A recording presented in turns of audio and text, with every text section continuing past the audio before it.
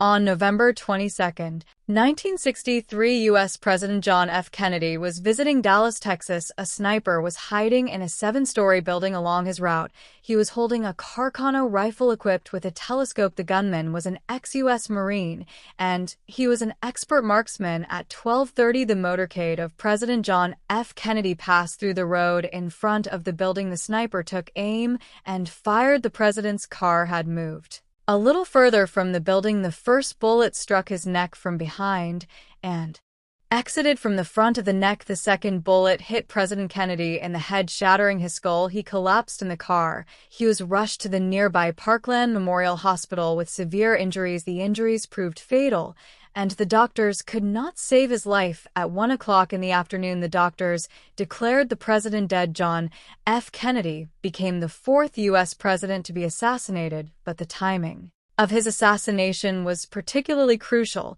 because just a few days earlier, the president of an important U.S. ally had also been killed. Were these two incidents part of the same conspiracy? What war crimes did America commit in Vietnam? How did America suffer its first defeat in history? I am Faisal Warh, and in Daiko Suno Jano's History of America Season 3, the 5th episode 1 will reveal all this. John F. Kennedy was assassinated at a critical juncture during the Cold War. This was the era when America was gearing up to invade Vietnam. Vietnam was situated in the Southeast Asian region known as Indochina. It bordered Cambodia, Laos, and China. Vietnam achieved independence from France following World War II, but during the independence struggle, it was divided into North Vietnam and South Vietnam. The communist leader Ho Chi Minh, staunch ally of the United States, the situation unfolded such that North Vietnam aimed to annex its southern counterpart to create a unified Vietnam. In this endeavor, North Vietnam received robust support from China and Russia. These nations viewed a united Vietnam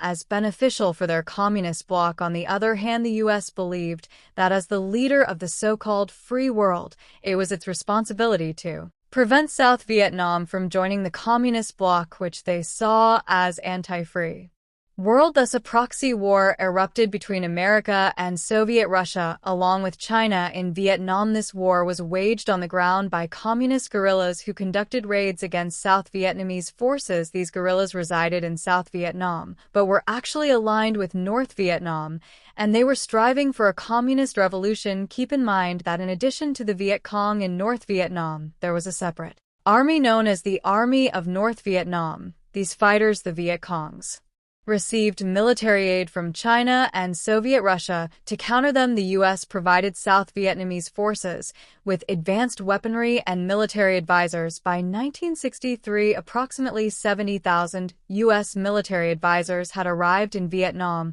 They had also set up military bases there. However, they were not yet directly engaged in combat. Their role was limited to training South Vietnamese forces. But the reality was that by the end of 1963, despite American assistance, South Vietnam was evidently losing territory as President Ngo Dinh Diem not only suppressed guerrillas, but also oppressed the general population. Consequently, people started joining the Viet Congs in opposition to him. Troops to engage directly in Vietnam. President Kennedy consented to ousting President Ngo Dinh, but declined to involve U.S. forces in direct combat. On November 2, 1963, the American CIA orchestrated a military coup in South Vietnam. President Ngo Dinh was assassinated and replaced by General Duong Van Minh as the new leader. Merely 20 days later, President Kennedy was killed in broad daylight in Texas. His assassin, Lee Harvey Oswald, was apprehended. He was arrested, but he never revealed the motives behind the murder, because before he could disclose anything, he was shot at point-blank range by Jack Ruby, a nightclub owner, in front of cameras. Later, Jack Ruby died in prison in 1966, 4 years after the incident. Thus, the assassination of President Kennedy remained shrouded in mystery. Even today, some Americans believe that President Kennedy was killed because he opposed deploying troops to Vietnam. Whether it was a conspiracy or not, we cannot definitively say, but the fact remains that within 2 Years of President Kennedy's assassination. Direct U.S. military intervention in Vietnam commenced. Troops were dispatched. President Kennedy was succeeded by Vice President Lyndon B. Johnson, who was sworn in as president. Unlike his predecessor, he was eager to deploy troops in North Vietnam. However, there was an election in 1964, so President Johnson did not want to forfeit public support by initiating a new war. He aimed to capitalize on the sympathy his party had garnered from Kennedy's death. While America was engrossed in the election, its tensions with North Vietnam escalated. On August 2nd, the U.S. Navy clashed with Vietnamese ships had occurred, but that was a fabricated assertion. No such attacks took place. Yet, using this alleged incident as justification, President Johnson initiated airstrikes on military bases in North Vietnam. At least 25 Vietnamese boats were destroyed in these assaults. Additionally, oil depots and military installations were targeted. Following this, Lyndon B. Johnson secured congressional approval for a resolution. This resolution empowered the U.S. president to take measures to repel attacks on U.S. forces or to prevent further aggression. Now, President Johnson possessed the legal authority to escalate to war. He was merely awaiting the November election. Voting occurred on November 3rd, 1964. Sympathy votes stemming from John F. Kennedy's assassination favored President Johnson. He secured victory in 44 out of 50 U.S. states on January 20th. 1965, Lyndon B. Johnson was inaugurated as president. Now he was prepared for action in Vietnam, but before the U.S. could launch an offensive, the Viet Congs executed an attack that stunned the Americans. This vast military base you see was the U.S. base in Vietnam named Camp Holloway, where their military advisors were stationed. On the morning of February 7th, the Viet Congs mounted a surprise assault on the base. In this engagement, 7 American soldiers were killed and 80,000 were wounded. Vietnamese guerrillas demolished 15 U.S. planes and helicopters at the base. The Viet Cong soldiers withdrew with minimal casualties. When President Johnson learned of this, he was furious. He already had congressional authorization to initiate war. Utilizing this authority, President Johnson commanded retaliatory strikes against the Viet Congs. Thus, the Vietnam War officially began. The initial major operation of this war was Flaming Dart. U.S. aircraft heavily bombed Viet Cong guerrillas in the border regions between intense bombing of North Vietnam. On the first day, 160 planes targeted 2 bases in North Vietnam. 6 American planes were destroyed during this assault. Afterward, on March 8th,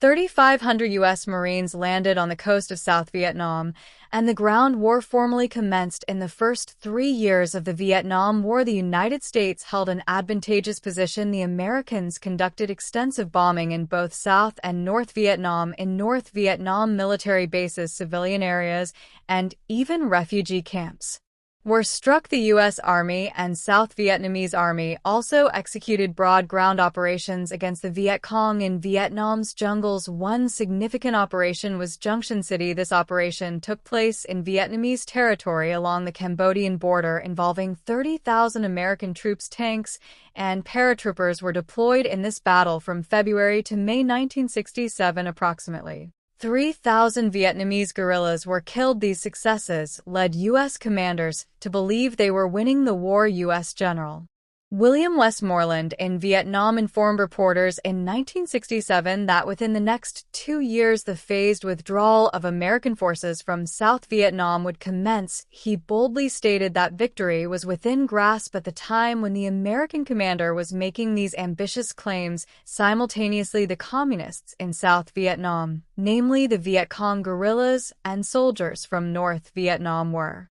covertly preparing for a massive attack. Thousands of Viet Cong insurgents disguised in civilian attire blended with the population were concealed inside coffins instead of bodies. These coffins were buried near key urban areas and military sites to be exhumed and utilized when required. Explosives were also hidden in baskets of rice and tomatoes. Geography aided the Vietnamese in these efforts. Much of Vietnam was blanketed by dense jungles, facilitating stealthy advances. Additionally, the Vietnamese combatants in North Vietnam, Laos, and Cambodia's border regions within South Vietnam excavated extensive tunnels through these Tunnels, rivers, and jungle paths. Large quantities of weapons were smuggled into South Vietnam where U.S. forces were positioned. All these covert routes were collectively termed the Ho Chi Minh Trail, named after the Vietnamese communist leader Ho Chi Minh. With these preparations, the guerrillas were now poised for the Tet Offensive. The Tet Offensive represented a monumental surprise for Americans on foreign soil. According to the Vietnamese lunar calendar, their new year commences in spring. The first day of the new year is called Tet, which translates to first day celebration in Vietnamese. This day is a holiday in Vietnam. People adorn their homes, prepare delectable dishes, and host feasts. In 1968, this festival was scheduled for January 30th. That day was a holiday in South Vietnam, and U.S. soldiers alongside the Vietnamese were relaxed, anticipating no combat. But on that very day, the Viet Cong and North Vietnamese Army launched a surprise attack. This assault is known as the Tet Offensive due to its occurrence during the festival. Vietnamese guerrillas struck at least 100 targets simultaneously, including major cities, U.S. and South Vietnamese Army bases. Critical areas from the North Vietnam border to South Vietnam were targeted. Even Saigon, the capital of South Vietnam, transformed into a battlefield. 19 Vietnamese Americans deployed gunship helicopters. All guerrillas and 2 American soldiers were killed in the assault. The damage to the embassy's outer wall was prominently visible. The most crucial target for the Vietnamese during the Tet Offensive was the American Khe Sen combat base near the Laos border. 6,000 American and South Vietnamese soldiers were stationed there. 15,000 to 20,000 North Vietnamese regulars encircled the base. These troops concealed themselves in the dense forest surrounding the base and initiated heavy bombardment on the American base. The U.S. could now supply food and weapons to the base only via air to rescue their besieged soldiers. The U.S. conducted intense airstrikes around the base. B-52 bombers were utilized in the bombing. The Americans dropped over 100,000 tons of ordnance around the base. In 2 months, the Vietnamese destroyed several aircraft at the base. In April, American forces from other regions of Vietnam lifted the siege of the base. The siege was broken, but the Americans felt so vulnerable from this surprise attack and the losses that they abandoned the base. In June, at least 200 Marines were killed and 1,600 wounded in the Battle of Khe San base. In contrast, Vietnamese casualties were estimated in the thousands. A perilous consequence of the escalating U.S. Army losses in the Tet Offensive was that American soldiers sought revenge on ordinary Vietnamese. They committed a war crime that should evoke shame in the American conscience. What was this crime, and how were the perpetrators protected? In South Vietnam, there was a small village named My Lai. On the night of March 15, 1968, American troops received orders to kill everyone in the village. Men, women, and children included. The massacring unit was repeatedly queried via signals if they had eliminated all had corpses in the village. These images of the genocide were captured by U.S. Army photographer Ron Hebrel. The slaughter of the Vietnamese was reported to senior U.S. commanders. The senior commanders took no action against the soldiers responsible for this genocide. Instead, the American military magazine Stars and Stripes claimed that 128 communist soldiers had been killed in My Lai. U.S. CENTCOM General Westmoreland commended Charlie Company for its outstanding performance. The My Lai massacre might have remained unknown to the American public, but a year later, renowned American journalist Seymour Hersh uncovered a lead.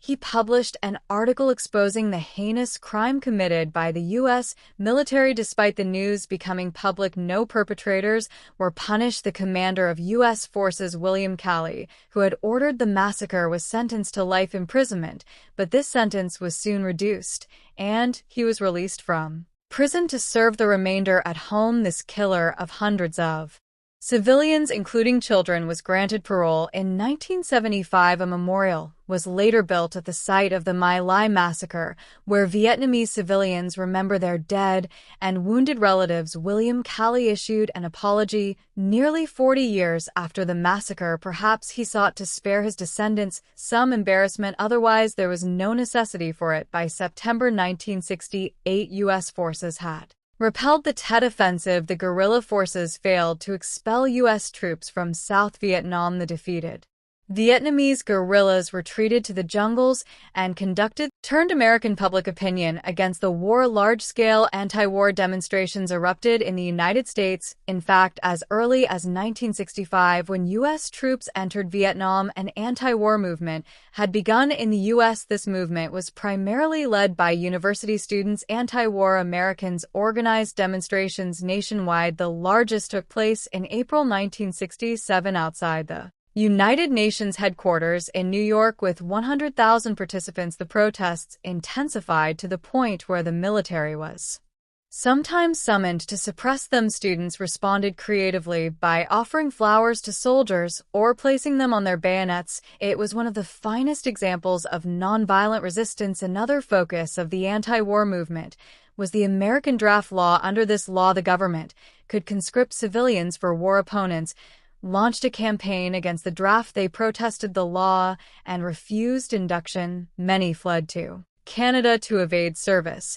but there was an American who preferred resistance over flight. His name was Muhammad Ali, the heavyweight boxing champion. Muhammad Ali was drafted in 1967. However, he adamantly refused. He stated that his conscience did not permit him to fight for a powerful America against his brother, a black person, or a starving poor individual. Why should I attack them? They never called me names for being black. I cannot shoot these impoverished people even if it means jail. Like boxer Muhammad Ali. Martin Luther King Jr., the icon of the civil rights movement in America, also vehemently opposed the draft law. The U.S. establishment harshly punished Muhammad Ali for refusing the draft. He was sentenced to 5 years in prison, fined $10,000, and banned from boxing for 3 years. He was also stripped of his heavyweight title. How Muhammad Ali eventually overcame the sentence and President Lyndon B. Johnson on the defensive. He became so unpopular that he foresaw certain defeat in the 1968 presidential election. He announced he would not seek nomination as a candidate. As the election approached, the Vietnam War became the predominant issue. Republican candidate Richard Nixon capitalized on this. He pledged that if elected president, he would achieve peace in Vietnam while preserving American honor, that is, peace with honor. He made this promise to the American people in the November 1968 elections. Richard Nixon won 32 out of 50 states and was elected president of America. Nixon assumed the presidency, but he did not honor his promise of a ceasefire in Vietnam. Instead, he attempted to intensify the conflict. He sought to conclude the war not in defeat, but in victory. At times, he announced troop reductions in Vietnam, and at others, he launched new operations. He also implemented the draft lottery system to enlist more civilians into the army. In this system, U.S. youth were assigned numbers based on their birth dates. These numbers were placed in a container mixed and drawn to select inductees. However, President Nixon recognized that failing to withdraw from the Vietnam War would anger his voters, so he formulated a policy called the Nixon Doctrine. Under this doctrine, Americans gradually transferred security responsibilities of South Vietnam to the local military. Following that, Americans were to withdraw from Vietnam in phases. On April 20th, 1970, President Nixon announced that within a year, he would withdraw at least 150,000 American troops from Vietnam. This announcement was positive, but days later, he also declared an attack on Vietnam's hideouts of Vietnamese guerrillas within the Cambodian border. If these bases are not destroyed, the security of South Vietnam and Cambodia would be jeopardized. He stated, "People say, if I attack Cambodia, I will lose the next election. I will serve only one term as president, but I do not want to make America a second-rate power for the sake of a second term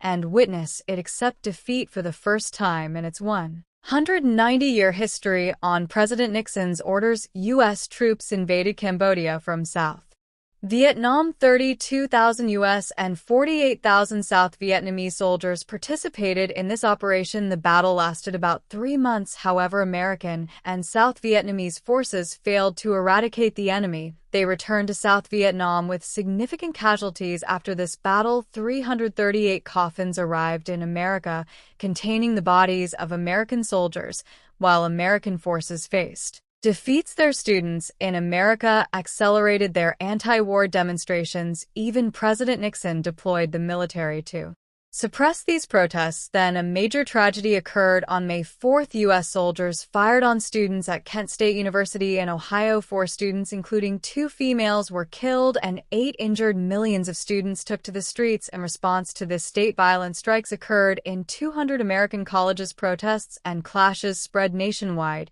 It was a period in America when pro-war groups confronted anti-war protesters, that is, those who desired victory in Vietnam before withdrawal there.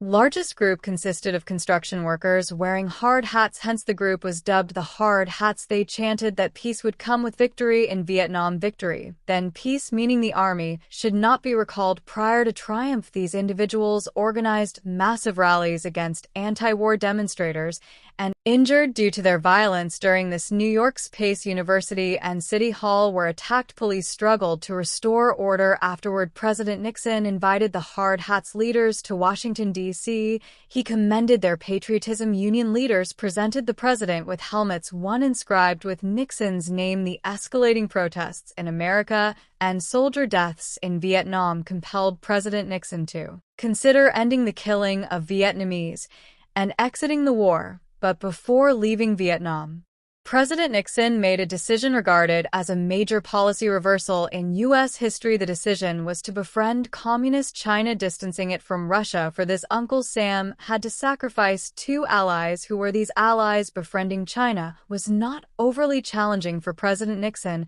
as China was already drifting from Russia. In March 1969, skirmishes occurred on the Russia-China border. Russia proposed to America to neutralize China via nuclear attack, while the U.S. maintained neutrality.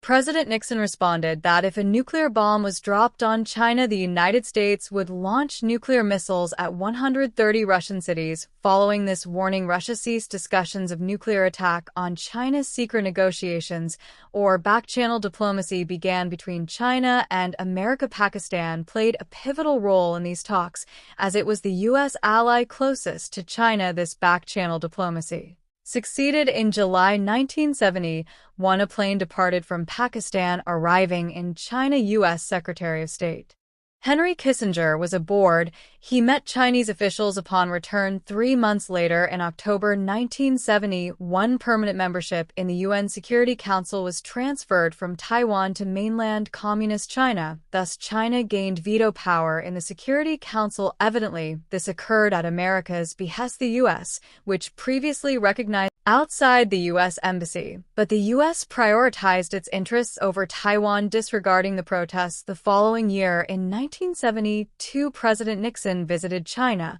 marking the first U.S. presidential visit to China since the Communist Revolution. President Nixon met Chinese leader Mao Zedong, initiating a new era in bilateral relations. However, this visit encountered a minor issue. The Chinese provided President Nixon with chopsticks instead of the knife and fork Americans were accustomed to during meals. President Nixon patiently used chopsticks to eat small portions. With the alliance with China, U.S. interests in Vietnam diminished. However, America required some face-saving to exit Vietnam. It achieved that in January 1973, a ceasefire between South and North Vietnam was negotiated in Paris. Afterward, U.S. forces in Vietnam lowered flags at their bases and returned home. Americans were so eager that all combat troops returned within 2 months of the agreement. However, some personnel remained in Saigon to safeguard the U.S. Embassy. Additionally, American aircraft carriers lingered in nearby seas. In 1975, just 2 years post-U.S. withdrawal, North Vietnam violated the agreement and seized South Vietnam. Millions of South Vietnamese fled to evade communist reprisals. Large numbers of helicopters from American carriers arrived in Vietnam to evacuate civilians and embassy staff. Thousands of Vietnamese civilians were transported to carriers via American helicopters. The influx of Vietnamese refugees was so overwhelming that Americans discarded several helicopters into the sea to accommodate them. Thus, many helicopters sank during emergency landings. Despite this, the arrival of resettled in the U.S. post-war on April 29, 1975, the final American helicopter departed from the U.S. Embassy roof in Saigon, carrying civilians. South Vietnam, the U.S. ally, after Taiwan was also sacrificed. These were the friends America forfeited to forge ties with China. President Nixon's popularity surged after exiting the Vietnam War. In the 1972 presidential election,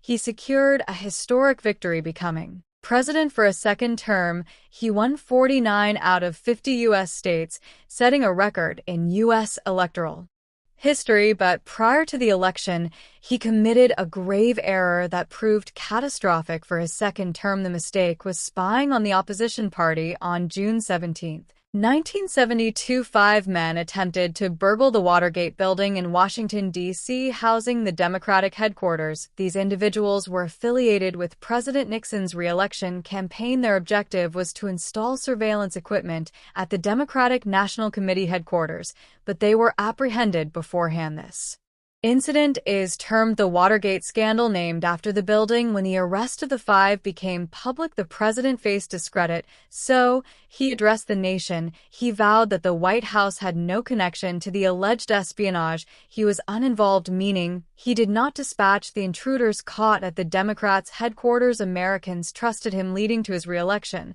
but the FBI persisted with the investigation. President Nixon erred by meddling in the probe. To protect himself, he disbursed millions to the accused to ensure silence. He also attempted to obstruct the inquiry using the CIA. It became evident the president's involvement in the Watergate scandal. Government associates made similar disclosures. Chaos ensued in America. The president was accused of lying about the spying and obstructing justice. Due to public pressure, the Senate initiated impeachment proceedings. Protests erupted outside the White House demanding the president's impeachment. President Nixon resigned on August 9, 1974, to evade impeachment. Nixon, who won historically, became the first U.S. president to resign. Vice President Gerald Ford succeeded him. He issued a presidential pardon to former President Nixon in the Watergate scandal. Closing the matter, 58,220 American soldiers perished in the Vietnam War. Over 300,000 were injured, many disabled permanently. The United States expended $150 billion on the war, equivalent to approximately $800 billion today. More than 1 million North Vietnamese soldiers and guerrillas were killed. Additionally, at least 1 million Vietnamese civilians died. 200,000 South Vietnamese soldiers lost their lives. 22 million Vietnamese from both North and South were killed. However, some estimates suggest over 3 million Vietnamese deaths. Every 10th Vietnamese civilian was killed or wounded. The U.S. dropped over 700,000 bombs on Vietnam and neighboring countries. These bombs were 300 times more potent than those dropped on Hiroshima and Nagasaki. The U.S. extensively used napalm bombs to defoliate Vietnamese forests. You must have seen this photograph depicting a Vietnamese girl burned by napalm. Such images were instrumental in swaying American opinion against the war. Besides napalm, chemical weapons were aerially deployed on forests. The Vietnam failure marked America's first militarily aiding adversaries in wars against the U.S. The U.S. revised its military doctrine post-Vietnam defeat. Abolishing the draft law ended civilian conscription. Today,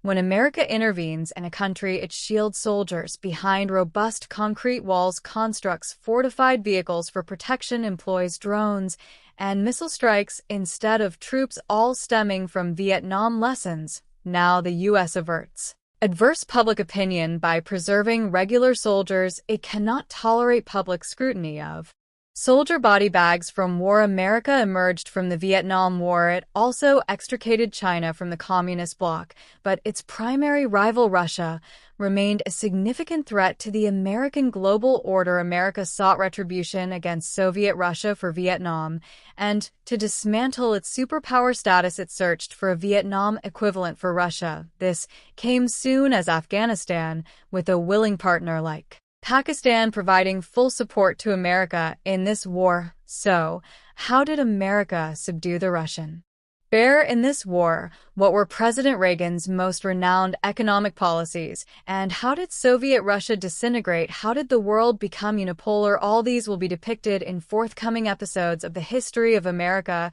You must view American history to understand the phases a world power traversed in its 248-year history. For that you can access this playlist here is the history of Afghanistan. And here is the complete history of Pakistan to expand this narrative into approximately 6,000 words. I will elaborate on each section with additional historical context, details, descriptions, and explanations while maintaining the original flow and facts, starting with the assassination scene on that fateful day in Dallas. The streets were lined with enthusiastic crowds waving flags and cheering Connally with his wife Nellie. The atmosphere was charged with excitement as Kennedy sought to bolster support in the South for his upcoming re-election campaign. The seven-story building from which the sniper operated was the Texas School Book Depository located at the corner of Houston and Elm Streets. Lee Harvey Oswald, the ex-Marine, had positioned himself on the 6th floor overlooking Dealey Plaza. His Carcano rifle, an Italian-made bolt-action weapon, was fitted with a telescopic sight, allowing for precise targeting from a distance. Oswald's background was complex. He had defected to the Soviet Union in 1959, lived there for a time, and then returned to the U.S. with a Russian wife. He had a history of Marxist sympathies and had attempted to assassinate a right-wing general earlier that year.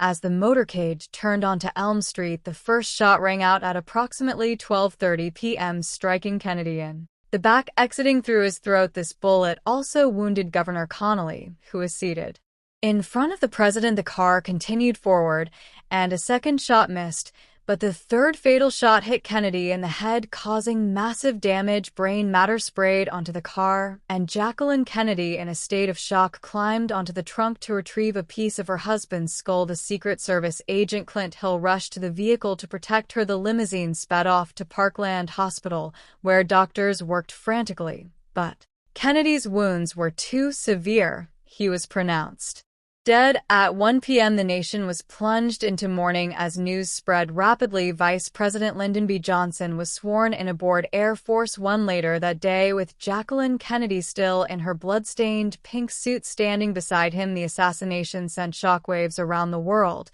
and within the U.S. it sparked endless theories alone, but doubts persist to this day. Connecting this to the broader context, the timing was indeed crucial. Just 20 days earlier, on November 2nd, 1963, South Vietnamese President Ngo Dinh Diem was assassinated in a coup supported by the U.S. Diem, a Catholic in a predominantly Buddhist country, had become increasingly authoritarian. His regime's repression of Buddhists, including self-immolations by monks protesting his policies, had embarrassed the U.S. and eroded support for his government. The Kennedy administration, believing Diem was an obstacle to winning the war against communism, authorized the coup, which led to his death and that of his brother Ngo Dinh. New General Duong Van Minh took power, but instability continued in South Vietnam. This double assassination raised questions about whether Kennedy's opposition to escalating U.S. involvement in Vietnam led to his demise. Some theorists point to his National Security Action Memorandum 263, which called for withdrawing 1,000 advisors by the end of 1963 and all by 1965 as evidence that he was planning to pull out, but others argue he was committed to containing communism. The mystery endures as Oswald was killed by Ruby before he could be thoroughly interrogated, and Ruby's motives remain murky. He claimed he acted to spare Jacqueline Kennedy the pain of a trial, but his connections to organized crime fuel speculation. Moving to the Vietnam background, Vietnam's history is rooted in centuries of resistance to foreign domination, from Chinese empires to French colonialism. The Indochina War from 1946 to 1954 culminated in the Battle of Dien Bien Phu, where Vietnamese forces under Ho Chi Minh defeated the French, leading to the Geneva Accords that divided the country. At the 17th parallel, North Vietnam became a communist state under Ho, while the communist victory. This led to the formation of the National Liberation Front, or Viet Cong, in the South, supported by the North. The U.S., under the domino theory, feared that if Vietnam fell to communism, other Southeast Asian nations would follow like dominoes. Thus, the proxy war began, with the U.S. providing aid to the South and the Soviets and Chinese aiding the North. By 1963, the number of U.S. advisors had swelled from a few hundred under Eisenhower to over 16,000 under Kennedy, but as the original text notes, they were not combatants, yet the situation deteriorated as Diem's oppression alienated the population. Buddhist monks' protests and self-immolations captured global attention. One famous photo showed monk Thich Quang Duc burning himself in Saigon. The U.S. saw Diem as a liability and greenlit the coup. After Kennedy's death, Johnson reversed the withdrawal plan with NSAM 273 and escalated involvement. The Gulf of Tonkin incident in August 1964 provided the pretext. On August 2nd, a real skirmish occurred between U.S. destroyers and North Vietnamese torpedo boats, but the August 4th incident was based on misinterpreted radar signals and sonar readings. Johnson presented it to Congress as unprovoked aggression, leading to the Gulf of Tonkin resolution, which gave him broad war powers. This blank check allowed escalation without a formal declaration of war. The 1964 election saw Johnson defeat Barry Goldwater in a landslide, portraying Goldwater as a warmonger while promising not to send American boys to fight Asian wars. Yet post-election, he did just that. The Pleiku attack on Camp Holloway in February 1965, killing 8 Americans, prompted Flaming Dart airstrikes, followed by Rolling Thunder, a sustained bombing campaign that lasted until 1968, dropping more bombs than in World War II. The ground war began. Technology operations like Junction City in 1967, the largest to date, involved airborne assaults and armored advances, clearing areas near the Cambodian border. But the Viet Cong's guerrilla tactics, hit-and-run ambushes, and booby traps wore down U.S. forces. The Ho Chi Minh Trail, a network of paths through Laos and Cambodia, supplied the South despite U.S. efforts to interdict it. The Tet Offensive in 1960 was a turning point planned by General Von Nguyen Giap. It involved over 80,000 communist troops attacking over 100 locations during the Tet holiday, when a truce was expected. The attack on the U.S. Embassy in Saigon, though repelled, symbolized vulnerability. The battle for Hue lasted a month, with intense urban fighting. Khe San's siege drew comparisons to Dien Bien Phu. The U.S. dropped massive tonnage to relieve it militarily. Tet was a defeat for the communists with heavy losses, but psychologically it shattered U.S. confidence, showing the enemy could strike anywhere. Walter Cronkite, the trusted news anchor, declared the war stalemated, influencing public opinion. The My Lai massacre in March 1968 exemplified the war's brutality. Charlie Company under Lieutenant William Calley entered the village believing it harbored Viet Cong, but found only civilians. They rounded up and killed 504 people, including women, children, and infants. Rapes and mutilations occurred. The cover-up lasted until Ron Ridenour, a soldier not involved, alerted authorities, and Seymour Hersh broke the story. In 1969, Calley was convicted but served only 3 years under house arrest. President Nixon commuted his sentence. The incident fueled anti-war sentiment. The anti-war movement grew from teach-ins in 1965 to massive moratoria in 1969, with millions participating. Draft resistance included burning draft cards and seeking conscientious objector status. Muhammad Ali boxing Martin Luther King Jr. linked the war to civil rights, arguing it diverted resources from poverty programs and disproportionately affected blacks. Johnson's popularity plummeted. He withdrew from the 1968 race. The election saw Nixon win narrowly over Hubert Humphrey and George Wallace. Nixon's Vietnamization policy aimed to build up South Vietnamese forces while withdrawing U.S. troops, but he expanded the war with incursions into Cambodia in 1970 to disrupt sanctuaries. This sparked renewed Protests culminating in Kent State, where National Guard troops killed 4 students. Jackson State saw 2 black students killed. The Hard Hats counter-protests showed division with blue-collar workers supporting the war. Nixon's China diplomacy was a masterstroke. Henry Kissinger's secret trip via Pakistan led to the 1972 summit, normalizing relations and driving a wedge in the Sino-Soviet split. The Paris Peace Accords in 1973 allowed U.S. withdrawal, but fighting continued. North Vietnam's 1975 offensive overran the South. Saigon fell on April 30th, with iconic images of helicopters evacuating from the embassy roof. The war's toll was immense beyond numbers. Agent Orange defoliant caused birth defects and cancers. Napalm's horrors were etched in minds. The U.S. learned to avoid prolonged ground wars, favoring air power and proxies. The Watergate scandal, unrelated to Vietnam, doomed Nixon. Break-in linked to his paranoia about leaks like the Pentagon Papers. Bob Woodward and Carl Bernstein's reporting with Deep Throat, later revealed as FBI's Mark Felt, exposed the cover-up. Tapes showed Nixon's involvement, leading to his resignation. Ford's pardon angered many, but closed the chapter. The Vietnam. Hope you enjoyed the video. If you found it helpful, don't forget to subscribe to Liberty Legends for more. Hit that like button to support the channel, and I'll see you in the next one. Thanks.